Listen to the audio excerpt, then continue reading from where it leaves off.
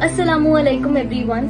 आज मैं आप सब लोगों के साथ अल्लाह ताला के 3 वो नाम शेयर करने वाली हूँ जो आपको स्पेशली उन सिचुएशंस में याद रखने हैं जब आप बहुत परेशान हो, मुश्किलों में हो, तकलीफों में हो और ऐसा लग रहा है कि अब बस हर चीज हमारे अगेंस्ट हो चुकी है और हमारे साथ कोई भी नहीं है। तो सबसे पहला जो नाम है ना वो है अल हकीम, हिकमत वाला। अल्लाह बहुत हिकमत वाला है और ये याद रखें कि अल्लाह कोई भी फैसला ऐसा नहीं लेता है जो उसके बंदे को नुकसान पहुंचाने वाला। अल्लाह 70 माओ से ज्यादा चाहने वाला। कुछ वक्त के लिए हमें समझ नहीं आता है कि ये क्यों हुआ है, हमारा दिमाग काम करना बंद कर देता है, ये चीजें क्यों हो रही हैं, लेकिन कुछ टाइम बाद हमें समझ आता है कि इसमें हमारे लिए खैर थी, बेहतरी थी।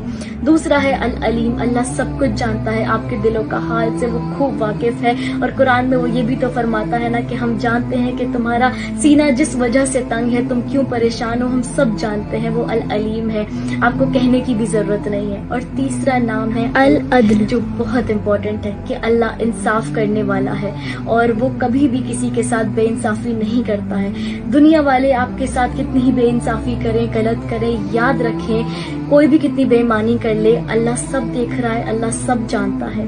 वो आपको ऐसे बुलंदियों पे पहुंचाएगा कि सब देखते रह जाएंगे। आप बस सही रास्ते पे रहिए और अल्लाह ताला से अपने रिश्ते को मजबूत बनाइए। साथ जोड़ेंगे तो आपकी दुआ जरूर कबूल होगी। और वो कौन कौन से नेम है और किस दुआ के साथ आपको बोलने हैं मैं आपको बताती हूँ।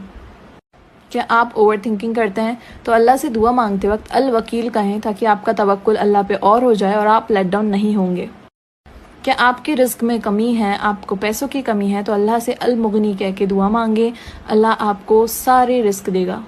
क्या आप किसी भी एग्जाम में गुड ग्रेड्स चाहते हैं, अच्छे मार्क्स चाहते हैं तो आप अल्लाह से अल वहाब कह के दुआ मांगे।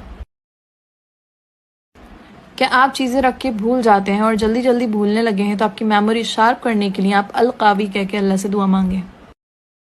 अगर आपकी ज़िंदगी में बहुत मुश्किलात चल रही है तो अल्लाह से अल लतीफ़ कह के दुआ मांगे, अल्लाह आपकी मुश्किलात से निकलने का रास्ता ज़रूर देंगे। अगर आप चाहते हैं आपका दिल बिल्कुल साफ़ हो जाए, कोई किना हो उसके अंदर, कोई बुग़्ज़ ना हो, तो आप अल कुद्दूस कह के अल्लाह से दुआ मांगे। अगर आप चाहते हैं कि वो चीज़ जल्दी हो जाए, कोई सी भी दुआ आपकी जल्दी कबूल हो जाए, तो अल मुक़द्दिम कह के दुआ मांगे। और वैसे भी अल्लाह ने फरमाया है कुरान में कि अल्लाह के बेहतरीन नाम है, अल्लाह को उन नामों से पुकारा करो। अस्सलाम वालेकुम। अगर आपको लगता है कि आपके घर में बहुत ज़्यादा लड़ाई झगड़े हो रहे हैं, कभी कौन लड़ रहा है, कभी कौन लड़ रहा है, किसको शैतान भड़का रहा है, नहीं मालूम, तो कैसे घर में शैतान दाखिल हो सकता है और इनफैक्ट उस घर में होता है और सबको भड़काता है कि वो आपस में लड़ें, तो मैं बताती हूँ वो घर कौन से होते हैं। जिस घर में दाखिल होते वक्त बिस्मिल्लाह ना पढ़ी जाए उस घर में शैतान रहता है। जिस घर में अल्लाह का जिक्र नहीं किया जाता हो उस घर में भी शैतान रहता है। थर्ड, अगर आप खाना खाते वक्त बिस्मिल्लाह नहीं पढ़ते हैं तो वहां पर भी शैतान रहता है। जिस घर में रात को दाखिल होते वक्त आप बिस्मिल्लाह पढ़ के खिड़की दरवाजे नहीं बंद करते हैं और वो खुले रहते हैं, तब वहां भी शैतान दाखिल हो जाता है। जिस घर में बिना ज़रूरत बच्चों को बाहर भेज दिया जाता है और बाहर रहने की इजाज़त दे दी जाती है लेट नाइट तक, तो वहां पर भी शैतान रहता है। जिस घर में तन्हाई में गैर महरम एक दूसरे से बात करते हैं, इख्तिलात करते हैं, उस घर में भी शैतान रहता है। जिस घर में बैतुल खला में जाते वक्त दुआ ना पढ़ी जाए तब वहां भी आपके साथ शैतान जाता है।